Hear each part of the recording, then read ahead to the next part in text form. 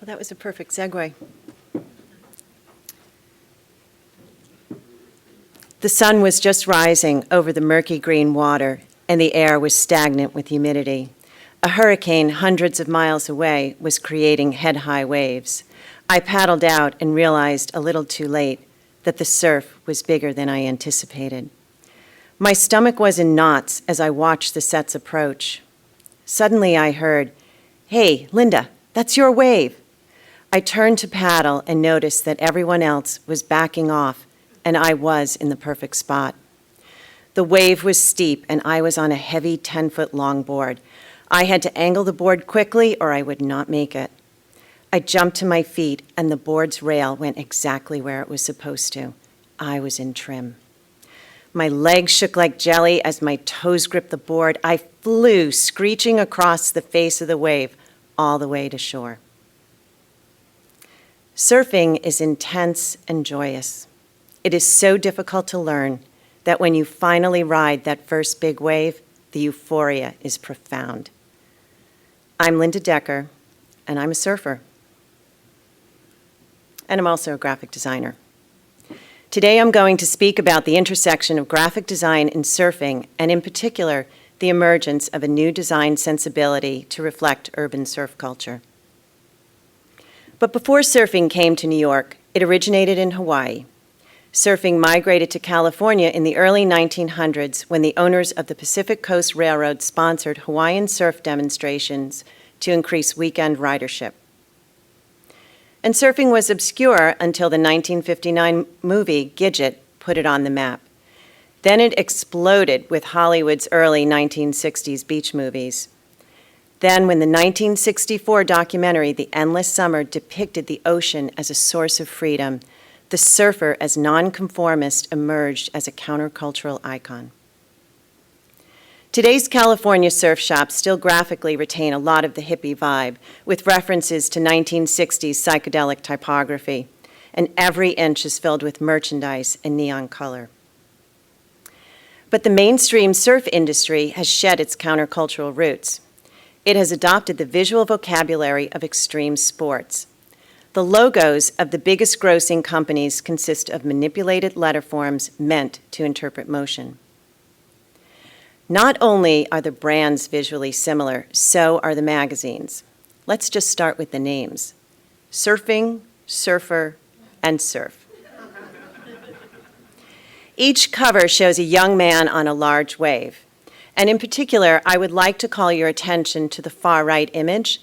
That wave is called a tube because it is curling around the surfer. I like to call this archetype the dude in the tube. And it reflects the West Coast emphasis on athleticism and sport. Dudes in tubes are such a repetitive theme in the surf industry that you can open 4 different surf magazines at once and not be able to tell them apart.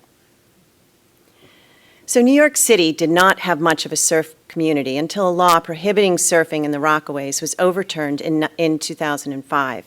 Then many more New Yorkers picked up the sport. Among them were artists, photographers, and designers who saw the industry's visual stereotypes as hackneyed. So they began to set up their own brands, stores and magazines, and among the first was Pilgrim Surf and Supply, founded in 2007 by Chris Gentili, an artist and surfer.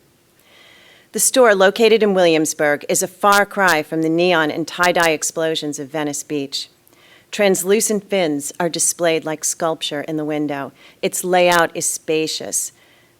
The displays are handmade, and the light fixtures are custom designed, and the clothing is sourced from local craftspeople and small manufacturers. On a central table there are books, but these are not surf books. They are monographs of avant-garde sculptors and painters, intellectual choices for a surf shop. The Pilgrim website is text-heavy, and look at the font. It's Courier. I would argue that Courier adds a veneer of literary importance, referencing adventure writers such as Hemingway, or Jack London, who wrote a 4,000-word account on surfing in 1907. Pilgrim has been very successful, and as one would expect, many of the retail ideas have been replicated by others.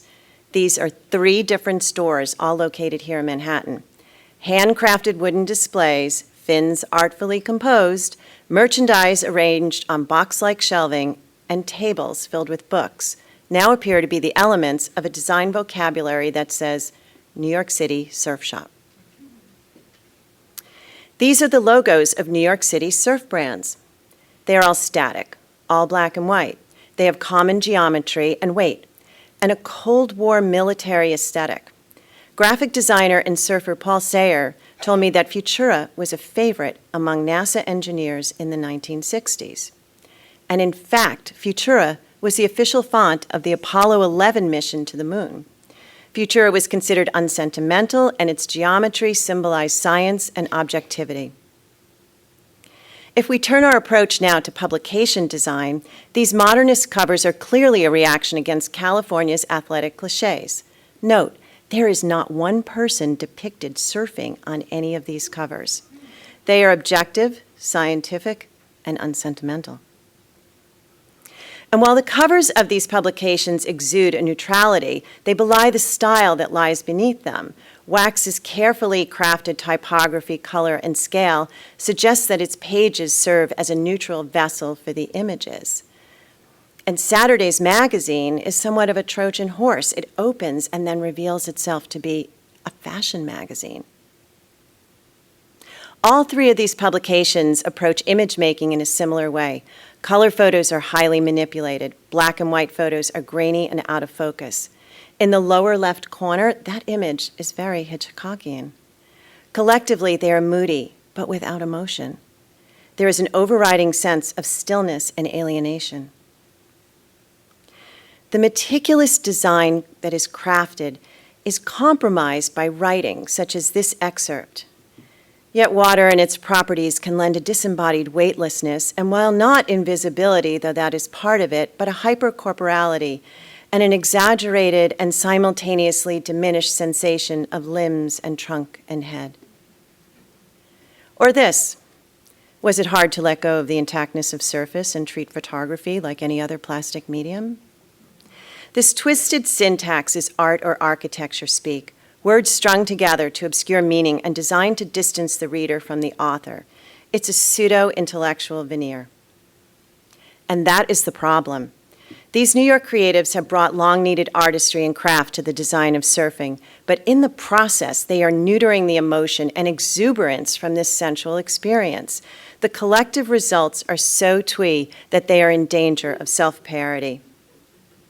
Surf shops are becoming galleries for bespoke surfboards with multi-thousand-dollar price tags, and we now have our own East Coast wax. And of course, it is hand-poured.